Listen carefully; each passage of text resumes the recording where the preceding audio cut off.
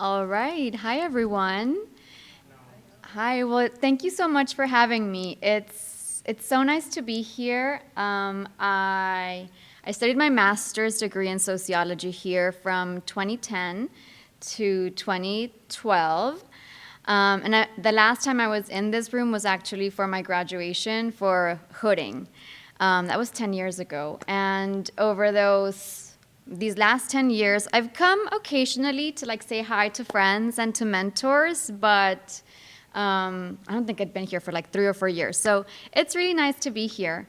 And so when I was invited to give this talk, which was actually supposed to be in April 2020, but then the world had other plans, it was finally rescheduled. And when we were talking this summer about just kind of what they wanted me to talk about for this workshop, the organizers gave me a pretty blank slate.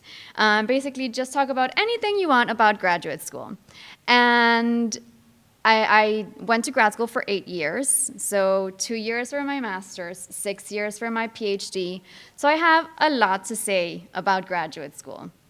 But then as I was thinking more about what to say, how to use these 45 minutes effectively, I decided to talk about some things that I would have liked to know before starting graduate school, things that I learned throughout those 8 years, and also some other things that I've learned or that I realized now that I'm a faculty member and I mentor undergrads who are thinking about grad school, and I also mentor grad students. So while the presentation is officially called Building Your Graduate Career, what I'm going to talk about is the hidden curriculum of grad school. And by hidden curriculum, we mean the knowledge and skills that matter for graduate student success, but aren't explicitly taught. So there's a lot of unwritten and sometimes unspoken rules that you are just somehow supposed to know, or that you're somehow supposed to learn about graduate school. And if you don't, then you're going to really struggle to get to that finish line. It's a lot of unwritten academic, social, cultural skills that you really need in order to get to graduation. So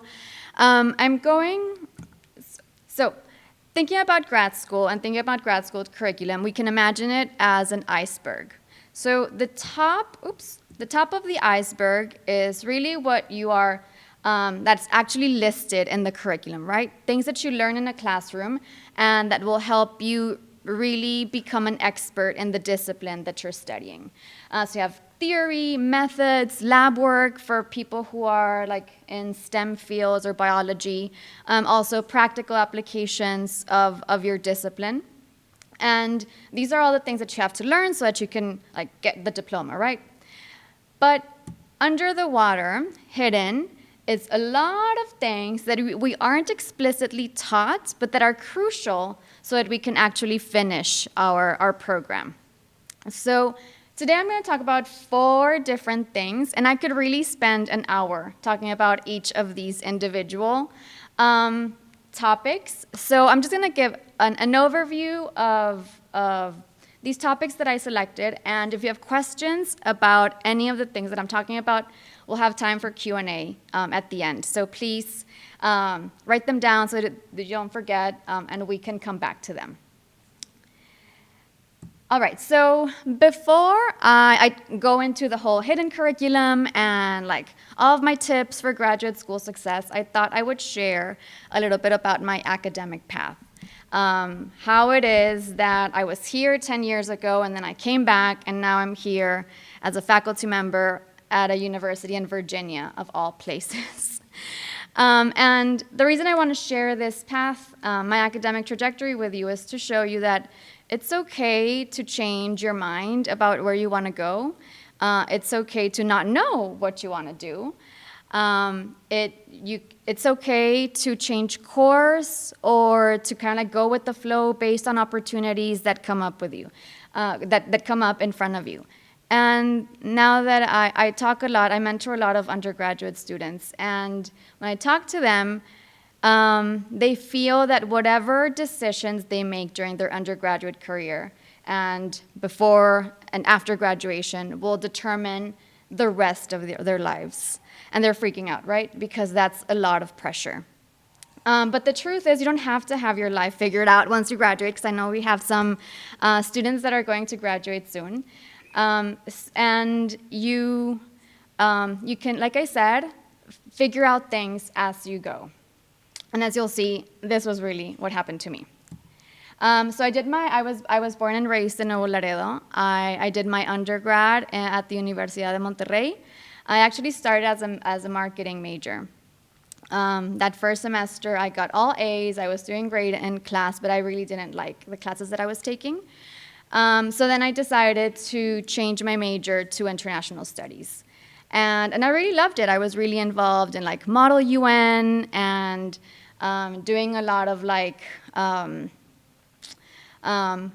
activities that involved kind of like diplomacy skills. So when I was an undergrad, like I thought I was going to like work for the United Nations or like be a diplomat, working with the Mexican Foreign Service. None of that happened, right? But what's funny is that on Friday, I was in Washington, D.C. giving participating in a panel to a room full of Mexican diplomats. So the world and life just kind of like moves in weird ways, and I was hanging out with the diplomats, but I wasn't one of them. But it ended up being fine. So then graduated from the Universidad de Monterrey, and I needed to find a job. So I came back to Laredo. I was living with my parents here in Laredo and got a job in import-export, which a lot of people do, right? And it was a very good job. I learned a lot, met a lot of interesting people, but it wasn't really what I really wanted to do with my life. I really missed school, and I figured that studying a master's degree would kind of like help me find a new career and find kind of like where I wanted to go. I literally opened TAMIU's website and clicked on every single master's program that was offered here and looked at the classes, and I just thought that the master's in sociology seemed really cool. I had no idea what sociology was. It wasn't offered at my undergrad institution, but I just thought that the classes seemed really cool, and I liked the description on the website, so I enrolled. I was working full-time and studying part-time, and it's a lot of work. And I'll talk a little bit about time management later on, but it was hard, but I really liked it. And during my graduate program, one of the classes I had to take was a grant writing class. So I started working with Dr. Kilburn. He was the professor who was teaching the class. And for that class, we had to write a grant, like an actual grant. So I worked with him to write a grant for a conference, and I really liked the whole grant writing process. And I liked doing the research to write the grant. So I was like, maybe this is what I want to do with my life. So I applied for a graduate research assistantship, which TAMIU offers, and I got it. So I quit my full-time job to study full-time, working here at TAMIU. So I worked in the Office of Research and Sponsored Projects. And then also, since I mentioned, I told Dr. Kilburn that I was interested in research and that it was a good experience. He was starting a new project, like a community engaged project, to do a needs assessment of the health needs of Laredo, of people who live in Laredo and Webb County. So he invited me and another graduate student to work as research assistants on this project during a whole summer.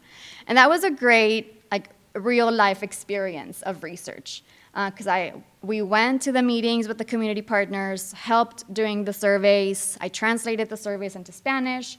Then I helped manage the data in SPSS. That's when I really got good with actually playing with data. What else did we do? Just kind of managing all the interviewers. And actually that experience was what got me to decide to do a PhD. So then I applied and I got into Vanderbilt University. So I went to Nashville to study a PhD in sociology at Vanderbilt. Vanderbilt was a pretty good fit because they were also offering a fellowship from the Robert Wood Johnson Foundation for underrepresented minorities who are interested in health policy. So there is support for graduate school, and it was a great opportunity because it was the students of color in the program who were doing health research. So we got like separate workshops, and we had a pretty good community. And then once I finished, well, throughout my whole PhD, I always said that I didn't want to be a professor. I said I hated teaching and that I really only liked doing research. Like I love doing research. But then it came to apply for jobs. I was finishing up my dissertation. So I did apply for like research-only jobs, for think tanks, so like the Rand Corporation and Pew Research Center. But then I told my advisor, I'm going to apply to a few faculty positions, that they have to be like a good fit and in a city that like I would like to live, and if it doesn't happen, it doesn't happen. Well, I did find a good fit, and I ended up going to Virginia Commonwealth University. That's in Richmond, Virginia. I didn't know where Richmond was. I had my CV, my curriculum in the database for the American Sociological Association. They contacted me and they were like, you might be interested in this position, because they were looking specifically for a migration scholar, that's my area of research, who also did research, who could teach methods, and who was a native Spanish speaker. So it was like a perfect match for me. So I've been there for 4 years. This is my 5th year teaching at VCU. I teach classes on international migration, which is my area of study. I also teach research methods and racial and ethnic health disparities. Teach 2 undergrads, and also we have a terminal master's program, so kind of like VCU. But anyways, like I said, I have a lot of experience going through grad school, and one thing that is pretty common with all graduate students is just a lot of doubt, right? Even if you were like an excellent student in undergrad, once you get into a graduate program, you feel like you don't know anything. And you might think that you're the only one feeling this way, but I assure you that every single person feels this way. You feel that like everybody knows more than me, like I just started and I already feel so behind. And then there's a lot of like terminology and stuff that everybody's kind of like throwing around and you have no idea, like a thesis or comprehensive exams. Like, what's the difference between a thesis and a dissertation? Like, a lot of little things that you have no idea. And also, like, what am I going to do when I graduate? So the first piece of advice that I want to say is that you don't have to find the answers to all of these questions by yourself.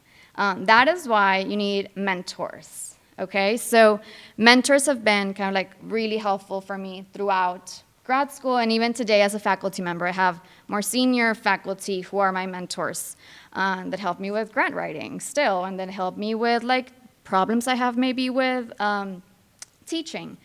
Well, before I move on, can anybody tell me what a mentor is, or what does a mentor do? Guide you, okay. What else? Moral support, yes, I like that. Uh-huh. Yes. Anyone else? One more person? No? Okay. So these are all good questions, but I want to expand on, good answers, but I want to expand on them a little bit more. So I want to, as we talk about mentorship, I want you to rethink or re-envision what a mentor is. So if you're in grad school, let's say if you're in a master's program and you write a thesis, you'll have a mentor, so your thesis advisor, right? And we usually think about a mentor as this one person guru that like knows all the things and that will provide and that will guide you to give you moral support, will give you emotional support, and then you're just like this passive mentee that's receiving all of this information from this like knowledgeable person.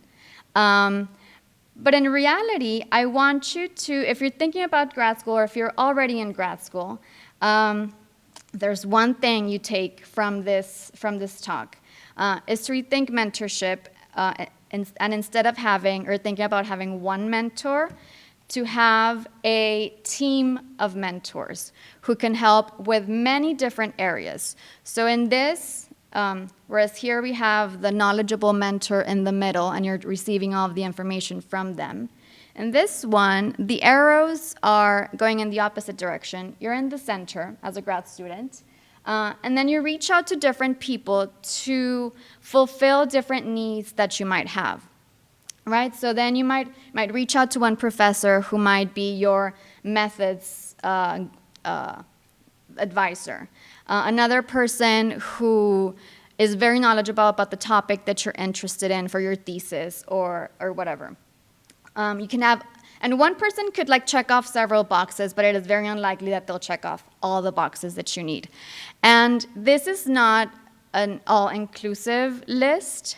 Depending on the program that you're at, how far along you are in the program, the needs will change, and then you'll have to look for like a different mentor to fulfill these needs. So you're talking about emotional support. And it's always good to really have just different persons that you can talk about different things with. We often think about professors as mentors, but there's also a lot of staff members who can be mentors, depending on what you need. So don't restrict yourself into what a mentor is or who they should be. So then the big question you might be asking yourself is like, how do I find these mentors? And it might feel very overwhelming to just like walk up to someone and say like, will you be my mentor? So no, you don't have to do that. We don't even have to use the word mentor in the relationship, right? We're just using this label to describe someone who is your support or within your support system, right? So maybe you think of them as a mentor, but they don't know you're a mentor, and that's fine. You just need to like identify people that you can reach out to. So my first tip would be just go talk with your professors, and I'm gonna say something that I always say, like go to office hours. You don't have to have a specific question about the class. Just like go to your professor and like talk to them, get to know them, and let them get to know you, because that will help us help you. So I often, I talk with students who are in my class. It actually happened today. I had office hours. So I did them over Zoom, and I was talking with the student about SPSS, 'cause I teach methods. And then she said something about being at her jobs, and I was like, oh, where do you work, and what are you thinking about? So then I found out that she's thinking about a specific type of job for when she graduates. So now, since sometimes I get a lot of emails from people in the community who are have job openings. So now if I get something like a job that fits what she wants to do, I'm going to forward it to her, right? But if I hadn't talked to her, I wouldn't know to send it to her. So I know about students who want internships, so then I forward them internship opportunities. I know about students who are looking for grad school, so then I send them any like programs that have scholarships. So really, you really need to talk to your professors so that they get to know you and that you get to know them, right? And this way, you're going to kind of like figure out in which ways they could help you succeed and move through the program. Another thing is to go to university events, because your mentors don't necessarily have to be like the faculty who teach the classes that are in your program. Maybe there are other faculty in your department or in the college who are doing interesting things, and that you can meet in these different university events. And also you can meet staff, because staff know a lot of stuff. So really, don't underestimate the power of advisors and staff members. Another advice that I would give you is to connect with alumni. So if you know that you want to pursue a specific career after graduation, or go, let's say, you're finishing your master's and you want to go to a PhD program, find people who are alumni from the university who have those jobs that you want, or who are in the PhD programs that you're interested in, and just connect with them and like say like, how did you do it? How can I get to where you are? I would say if you're not on LinkedIn, get on LinkedIn. That's a great way to connect with alumni, and I've found that people are very generous with their time and like with advice. Another way is to just, again, talk to your professors and say, do you know anyone who graduated from this program who's doing this? And we might know. And then finally, also, I would 100%, 110% recommend that you have peer mentors. Especially, so you come in with a cohort into your graduate program, but you really need to make friends also with the people who are in years ahead of you. Because those are the students who will tell you, who already went through the classes that you took and can tell you kind of like what to expect about a class. Maybe they can tell you what's the whole deal with comprehensive exams, or give you advice on like which professors might be good to work with or not. And they're a big source of information. When I was in my PhD, I really relied on my friends who were ahead of me in the program. And speaking about your peers, another big piece of advice is to build a peer network with your cohort and other students who are either in your program or in other programs, but that are also grad students. When I was doing research or reading stuff for this presentation, I ran into this quote that I really liked. And it says, "I have come to understand the significance of learning through interaction with others. I have observed how empowerment occurs through collective sharing and reflection." And I really cannot underestimate that. One of my cohort members and like my peer network from my master's is here, Ms. Leti Cruz, and we really would not have made it through that program without each other. Like, we would get together to study, we would study for exams, go over the difficult SPSS homeworks that we had, and also just give us emotional support, because no one knows better what you're going through than the other people in the program, right?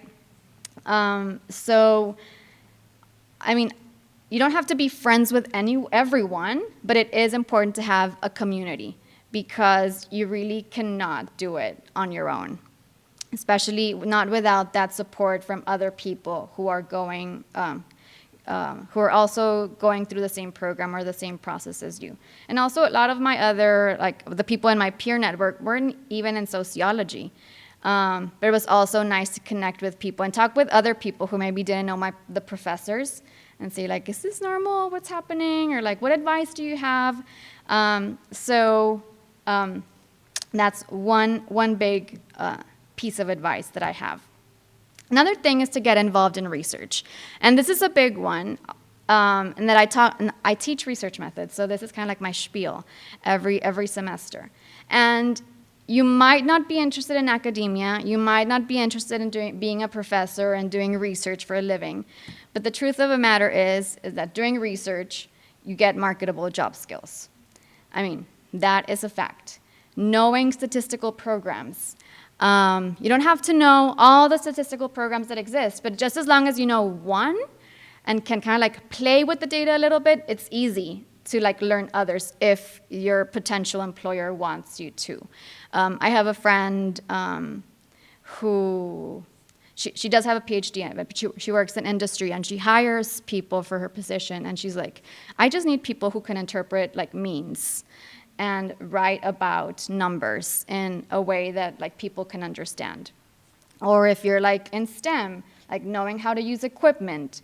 So again, you might not use those skills in like actual like the research doing scholarship, but you can sell yourself in the job market if you do research. Again, it's valued in industry, and you can actually use those skills in outside of academia. So have one graduate student, she graduated from our program at VCU, and she works for a market research company that like sends out, companies hire them to send out surveys for their customers. And I know that she got her job because she wrote a thesis and was familiar with like the structure of surveys and like making sure that like surveys like could flow well.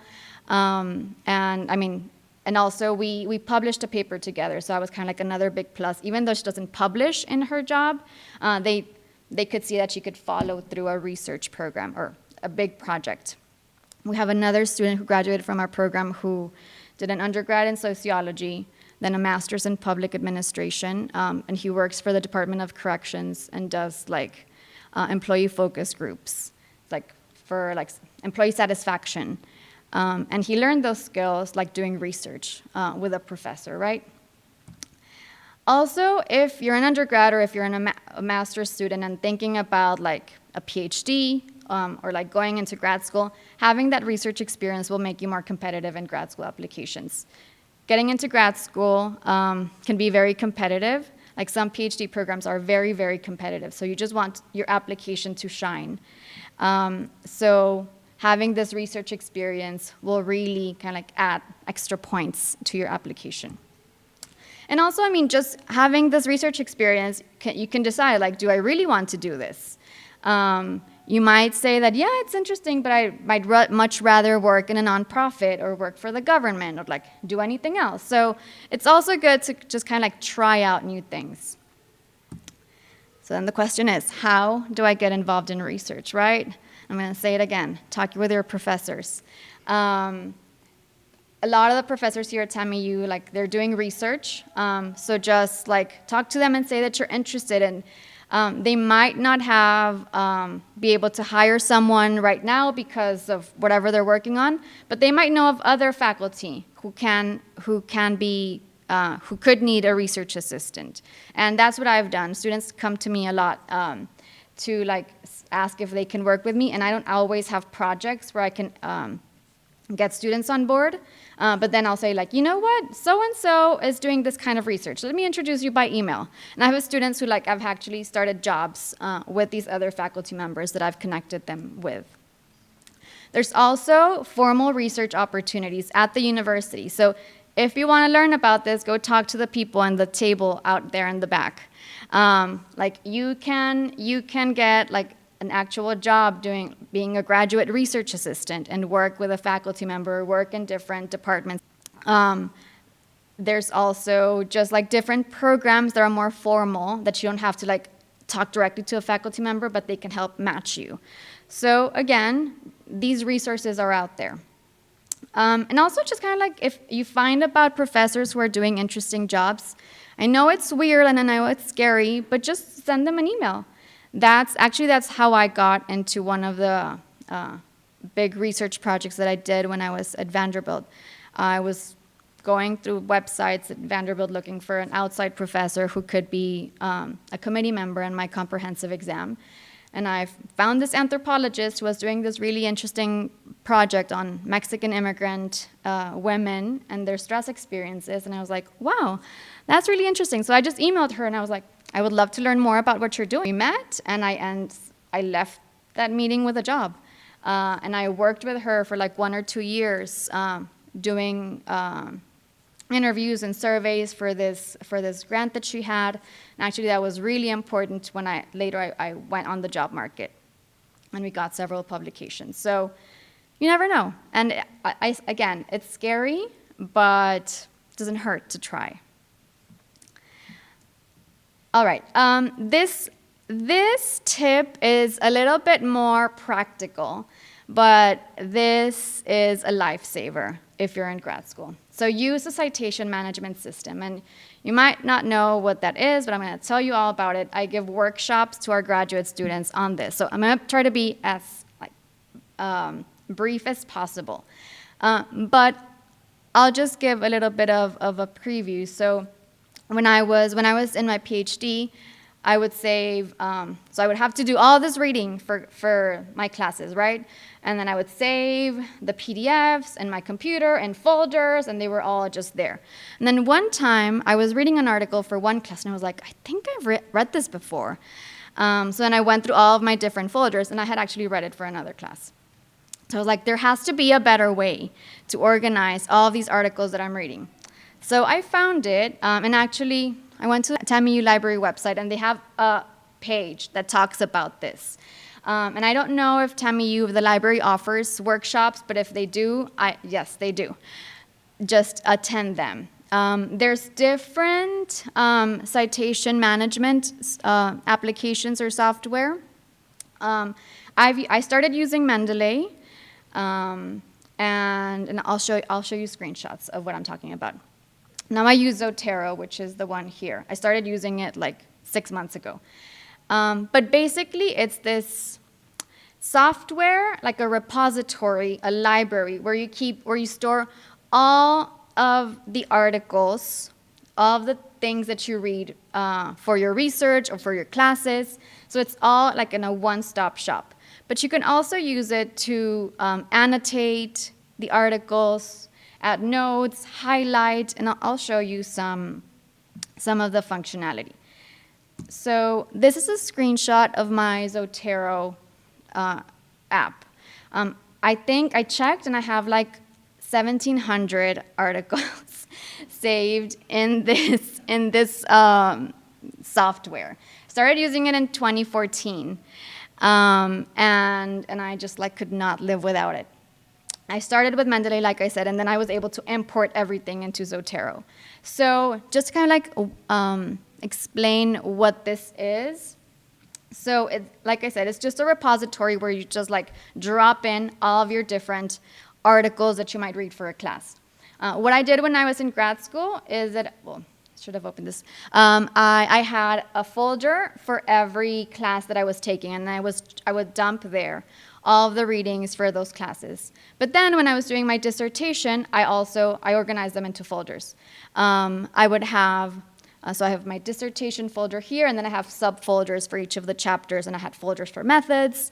So everything was contained in that one application. But then the wonderful thing is that it has a great search tool. So then if I was looking for, what is mixed methods? So then I would just type mixed methods, and it would bring up all of the different articles that say mixed methods. Or if I was looking for a specific citation, everything is there. And you can have articles in different folders. It doesn't matter. So the first thing is just storing everything. That's kind of like one big advantage of it. The next is that you can actually read your articles here and highlight. And I also like to add notes. So I had like notes where I summarize what I'm reading. So then when I have to come back to this article, let's say because I'm studying for an exam or to write a paper, I just read my notes rather than having to read all the article. This was really helpful when I was doing my comprehensive exams. So for those of you who are doing an exam, if you're in the master's program, it was really helpful because I write the notes like in my own words. I paraphrase, so then I can just copy and paste into the document. So you can read and annotate right here. But then also, and this is kind of like the best thing, Zotero connects to Microsoft Word. So then you download the plugin. It adds a little tab on your Word. So then you can add your citations directly using Zotero. So the app formats them automatically. If you have to do APA, you just click APA and it does it for you. If you have to do ASA, you click. So then you're typing in, like you're writing your paper, then you just click Add Edit Citation. You search for the name of the article, Zotero adds it, formatted perfectly. But then the best part is that when you're done writing the paper, you just click Add Bibliography, and it creates the entire reference section for you. The entire works cited, or however you call it, reference section, it's all formatted correctly. You don't have to type it in individually, like paper by paper, and it is a godsend, especially when you're writing a thesis or a dissertation and you have dozens and dozens of citations. And then if you, for whatever reason, you delete a citation, you delete a paragraph, it automatically takes it off from the references. So again, if you're interested, just kind of like download it. It's free. Zotero is 100% free. It's open access. And there's a lot of YouTube videos that explain the functionality, and the library offers workshops. So I 100% recommend it. And then My last piece of practical advice, and something we struggle a lot in grad school, is time management. Especially if you're working and studying and maybe writing a thesis and working for professors, etc. So this is a piece of advice that I learned through it's a faculty program, but it can 100% be applied to grad school. I actually followed them when I was in my PhD. So the weekly planning meeting is like literally having one day dedicated, preferably like Sunday or like early Monday morning, where you get your calendar out. I do it in an Excel spreadsheet. I have a little, this isn't mine because my Excel was freezing when I tried to do it. But I do this in Excel. I got it from a website. And I create a little calendar, and I first block off all the entire times that I'm busy. So if class, I can't do anything if I'm in class. Or I block off all the times that I have meetings or that are like designated, I have to be there somewhere. And then you write down, it's called a brain dump. You just write down everything you need to do that week. Everything. Write a paper, read a journal article, study for an exam, everything you have to do that week. You can divide it into columns based on the classes that you're taking or based on the different things that you have to do. And then you try to find a space in your calendar for that. Most likely, not everything will fit. So you have to make decisions about how you're going to use your time. And another important thing is that you also have to include time for rest and for self-care, right?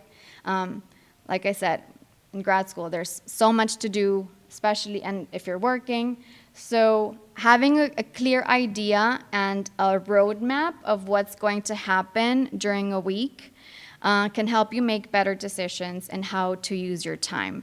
And it's really, I do this every week, and I've done this for maybe 4 years. And when I don't do it, I feel really lost. And it's helpful because you prioritize what you really, really, really need to get to do. And also, you try to find time for yourself, because it's so easy to just not have a life if you're in grad school. So planning out and having a roadmap for your week just really helps in terms of, again, making time for things that are not school-related.